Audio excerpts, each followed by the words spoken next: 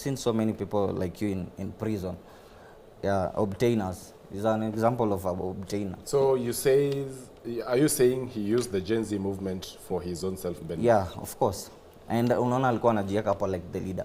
We the Gen Zs came out clear and said like we don't have a leader. Our leader is the Constitution of Kenya, and that's what we are following. Then why do my decisions affect you so much?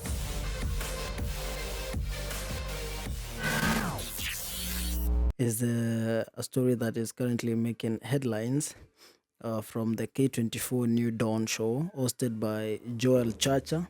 So alikuwa kwa show yake ya Weekend Review alihost Honorable James Gakuya, who is the MP of Embakasi North, Kasmuel McOure, who is the ODM Youth League leader, and we had Jackson Kihara, who is an activist. I'm talking about Shakur the cop, and ni story imekuwa ikimake headlines after whatever was going on there. Kulikuwa na clash between Kasmuel and Shakur the cop.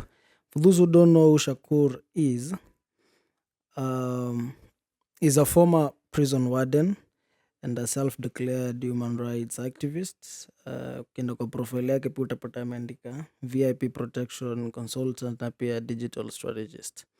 So they had this clash ambayo imekuwa ni a growing story from when tulikuwa na the Gen Z movement, kati kulikuwa na zile maandamano za Gen Z. There were claims that Kasmuel was bought after he decided to join ODM. Yeah, so when they met today, Shakur akaona this is the right moment ya kulipiza all the anger ambayo majenzi wamekuwa nayo, and so he decided to kupeleka ujamaa mbio ingine mbaya. So one of the things that Shakur was arguing is that Kasmuel right now doesn't speak for the people, doesn't speak for the Gen Zs as it was before, and that he self-declared himself as the Gen Z of as the leader of the Gen Z movement. But as time went by, tukaona jamaa ameanza kuwa different, ameanza kwenda against what the Gen Z stands for, and he later decided to join ODM brigade. Mkaenda huko akapewa ako ka segment fulani ambako unaona hapo hivi wakikaita ODM Youth League, and he says that his business right now is bringing the youth together, rallying the youth together in the so-called ODM Youth League. No, even after 2027 elections, then the youth will not just be yapping outside, will not just be rioting, but they'll have a space to sit down with the leaders and discuss, important issues, not just going out on the streets. So whatever he's trying to say is that ODM Youth League will create a path, will create a bridge where the youths can have a one-on-one discussion with the government, yeah, which is something a lot of Gen Zs ain't buying. So Shakur akaamua kumwambia ukweli face to face. Kamwambia jo, tangu join brigade ya ODM, Gen Zs are not on your side and you betrayed the Gen Zs, and as it is right now, you only speak for yourself. You don't speak for what the Gen Z stands for. Actually went ahead to tell him that he did a good thing to join ODM because nowadays he doesn't complain about shoes. Nowadays he's wearing new suits, and by there anaweza amua pia. Unajua alikuwa anasemanga vile ananga dinga, unaona after a few days or months amepulupia na kamashine akienda kupiga hizo manini unapata. So Shakur was trying to say that the guy is eating big. The guy is ripping big right now since he joined ODM. And on a tweet, he actually said, I'm happy for Kaskazini. Suti mpya na chopper rides zimebamba sana hadi akasahau the lives that were lost at Parliament Road. And a lot of people were actually happy that Shakur could face Kasmuel and tell him the truth as it is, that you really did us wrong. You really betrayed the Gen Zs by moving to be with the political class. Here is a tip of the same. For him, I'm also happy for him.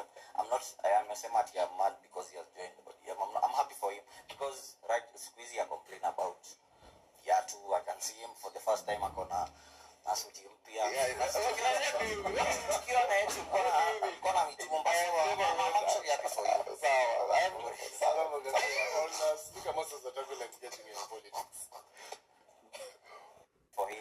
happy for him. I am not here mad because he has joined ODM. I'm happy for him. On the other hand, he bashed him for self-declaring himself as the leader of the Gen Z movement, stating that Kaskazini is a self-proclaimed Gen Z leader. We young people, our leader is the constitution of Kenya, not Kasmuel. And so Kasmuel alikuwa anasema yeye mwenyewe, according to him, anaona bado he is a leader because there are Gen Zs who listen to him, and we actually need to know that. So if there are people who up to date believe in Kasmuel and believe that Kasmuel is the change, that is the guy who's going to bring change, is the guy who's going to talk on behalf of the Gen Zs, is the guy who's going to push the agendas of the Gen Z movement going forward, you should actually let us know down below in the comment section. Tell us how you feel about this and how you feel about Kaskazini saying that a lot of Gen Z still believe in him, believe that he carries a vision for the Gen Z movement and that he's going to bring change even after joining the ODM brigade. Is a tip of the same.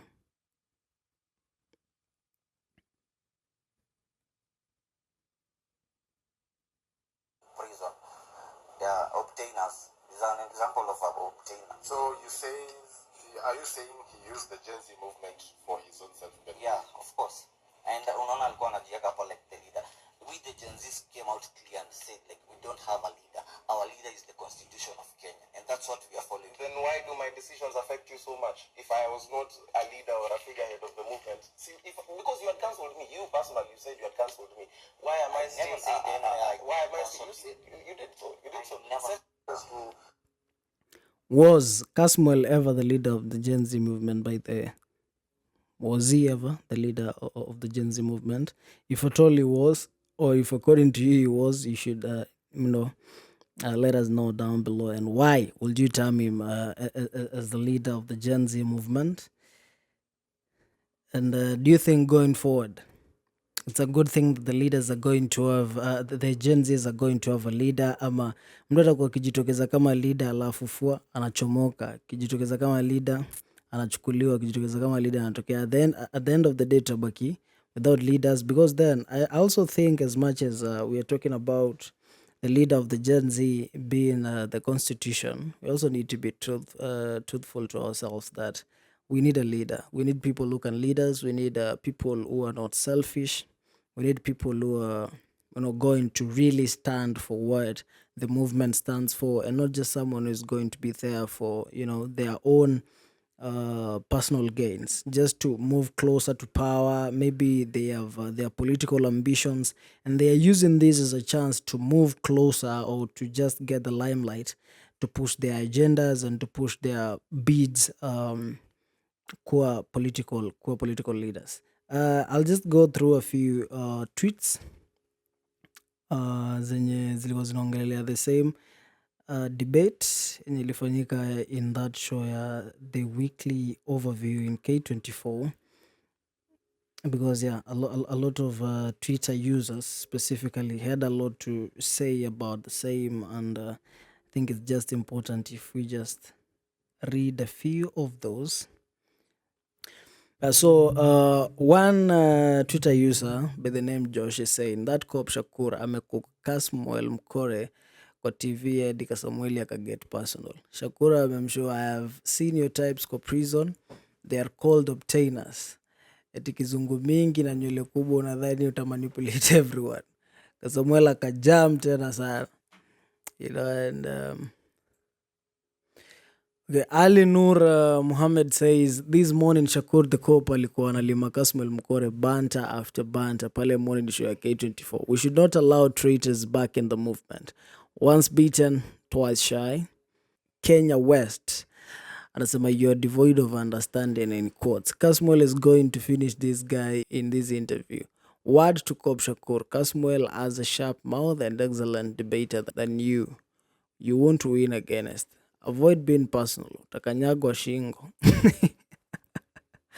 And actually talking about the whole thing, there is Shakur had a few, things to put across, talking about we need to have a few amendments in our constitution, like Ampata Prezo ana the power ya kuelect the DPP, ya kuelect Chief Justice, ya kuelect the Minister of Interior. Let me just play that video for you so you can hear what this guy was talking about. And do you think it's a good suggestion, ama? Kama we should not give the president the power to appoint, just like this our institution, kuna amendments za constitution inafaa tumake. Kama we should not give the president the power to appoint the chief justice, we should not give the president the power to appoint the minister of interior, we should not give the president the power to appoint the DPP, because all what he's doing is appointing his friends. And like right now, if the minister of interior wants a case to go to court, it will pass through the DPP haraka. And I can see why they are trying to intimidate Martha Koome is because wajambai wajamnunua bado. So that's what they're basically trying to do. And to change the constitution, like not to give the president power to appoint the minister of interior, the DPP, hapo hivyo, like tutakuwa tuna move forward. Tunaweza pata So that is what Mr. Shakur had to say, but according to me, ujamaa venye anasoma hizi vitu na vile anaziangalia akikaa tensed, anakaa yuko settled. Huwezi niambie tie alienda akaketi chini akakame up na these things akasema president anafaa nyimwa right ya kufanya this and this, this and that. I think as much as he's talking for himself, he might be as well an agent of someone, because this is what we are seeing happen a lot of these people who call themselves activists. Unapata mtu alinunuliwa kwa mrengo fulani, but nyinyi mtakuwa mnamview hapa kama an activist. But then there are citizens who actually decided to reply to him, and you should as well down in the comment section below tell us what do you think. Hii suggestion ambazo anasema tufanye in the constitutions, are they really amendments that can help us change the face of Kenya, ama zitakuwa za bure tu? Because one Patrick K. Kibet is saying the weak link here is parliament. The president does not get friends in because he has power, but the parliament approves the nominees because they are compromised. Parliament is the lead culprit in watering down valuable provisions in the constitution. So huyo hapo anatry kusema shida hata si president ama wenye wanaelektiwa. Shida ni the members of parliament wenye ni sisi wenyewe tuna-elect. As Christopher Macharia here is saying, but we elect MPs, senators, etc., and they end up doing the bidding of the government in place, despite some being independent. Your amendment is just around President Ruto, who will go. Enlightenment of citizens is more important, because that way they will elect good leadership. Because when we elect these MPs alafu wanaenda kule, hata president akileta bishte yake wanamuapprove, akileta nani wanamuapprove. So I don't think actually the problem is the president. I will say the same. The president is the MPs, the president is the committees that sit down to vet these people and approve them at the end of the day. If they are corrupt, the president will obviously get a way of, pushing his friends to occupy these offices. Kuna jamaa hapa mwambia Otieno Henry, mambo ya amendments ochara nayo, rudi kazi, usijieke na paid activist. Then I'll read the last one here by it's Kinywa Abala, who is saying the president does not appoint the chief justice in Kenya. Hii ndio shida ya kuwa D-student and ignorant at the same time. There is nowhere in the world where a president does not appoint his interior minister, IG, and DPP. Even in America, the number one democracy, Trump just did it. So I don't know what your thoughts are about these amendments that Shakur anasema we should do. But then, as always, let's have a conversation down below in the comments. Tell us what you think about the same, and what are your views about what is currently, unfolding in the political scene in Kenya. Till next time.